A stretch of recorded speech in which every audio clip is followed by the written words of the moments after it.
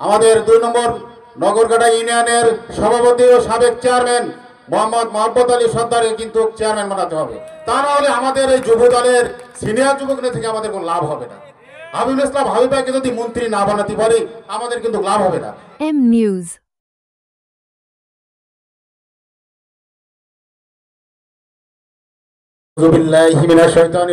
বিসমিল্লাহির রহমানির রহিম। 2 নম্বর নগরকাটা ইউনিয়ন কর্তৃক আয়োজিত আজকের আমাদের এই কর্মী সভায় আমাদের মাঝে প্রধান অতিথি হিসাবে উপস্থিত আছেন তালা কলরার সাবেক সভাপতি, তালা উপজেলা বিএনপির সভাপতি বাবু মিনাল কান্তি রায়।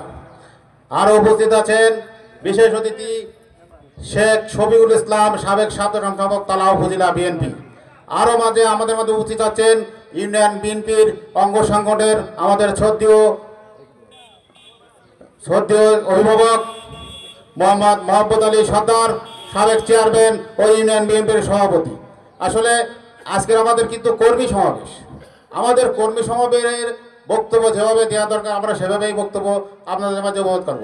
আমাদের সামনে নির্বাচন, এই নির্বাচনকে ঘিরে জনাব হাবিবুল ইসলাম হাবিব প্রকাশনা সম্পাদক, কেন্দ্রীয় বিএনপির প্রকাশনা সম্পাদক হাবিবুল ইসলাম হাবিব ভাইকে ধানের শীষ মার্কায় ভোট দিয়ে আমাদের মাঝে কিন্তু এমপি বানানো লাগবে। তা না হলে কিন্তু আমাদের আমরা যে আজকের ঘুরে ফিরে ঘুরে ফিরে এখানে ওখানে হচ্ছে এ কিন্তু কোনো কাজে লাগবে না। আর আমাদের মাঝে উপস্থিত আমাদের 2 নম্বর নগরকাটা ইউনিয়নের সভাপতি ও সাবেক চেয়ারম্যান মোহাম্মদ মহব্বত আলী সর্দারকে কিন্তু চেয়ারম্যান বানাতে হবে। তা না হলে আমাদের এই যুব দলের সিনিয়র যুবক নেতা থেকে আমাদের কোনো লাভ হবে না। হাবিবুল ইসলাম হাবিব ভাইকে যদি মন্ত্রী না বানাতে পারি আমাদের কিন্তু লাভ হবে না।